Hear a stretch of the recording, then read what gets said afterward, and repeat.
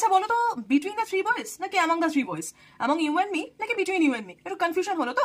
চলো আজকে কনফিউশন দূর করা যায়। এসএসসি স্পটিং এর প্রশ্নে কিন্তু এরকম ধরনের অ্যামং আর বিটুইন এর মধ্যে প্রশ্ন আমরা প্রায়শই আসতে দেখি।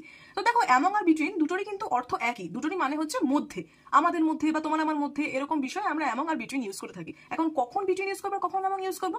যখন দুজন ব্যক্তি বা বস্তুর মধ্যে আমরা বলছি তখন আমরা বিটুইন ইউজ করবো, যেমন between you and me, between Delhi and Mumbai. আর তিন বা ততোধিক ব্যক্তি বা বস্তুর মধ্যে যখন আমরা বোঝাচ্ছি তখন আমরা অ্যামং ইউজ করবো, যেমন among all students, distribute among friends. এখন প্রতিটা ভিডিওতেই আমি একটা ইজি মেমোরি ট্রিক বলে থাকি যে কি করে তোমরা বিটুইন আর অ্যামং কখন হচ্ছে সেটা মনে রাখবে। দেখো, বিটুইন এর মধ্যে টুইন এরকম উচ্চারণ হচ্ছে, বিটুইন এর মধ্যে টুইন এরকম উচ্চারণ হচ্ছে। টুইন অর্থ কি? যমজ।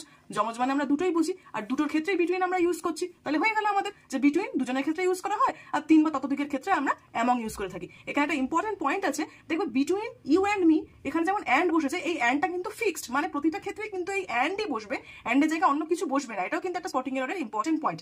আর একটা ট্রিকি পার্ট আছে, বিটুইন ইউ অ্যান্ড মি হয়, not between you and I. You and I থাকলে এটাও কিন্তু একটা স্পটিং এররের common question. Between you and I হবে না, বিটুইন ইউ অ্যান্ড মি হবে। এই ছোট ছোট জিনিসগুলো কিন্তু তোমাদের মনে রাখা খুব প্রয়োজন। এসএসসি পরীক্ষায় কিন্তু এরকম কনফিউজিং কোয়েশ্চেন আসতে থাকে। আমি দ্যুতিমালা দত্ত এসএসসি পরীক্ষার জন্য আমি তোমাদের গাইডেন্স দিয়ে থাকি। এরকমই ছোট ছোট কিন্তু ইম্পর্টেন্ট ট্রিভিয়া সম্পর্কে জানতে তোমরা আমাদের এই চ্যানেলটি ফলো করতে পারো।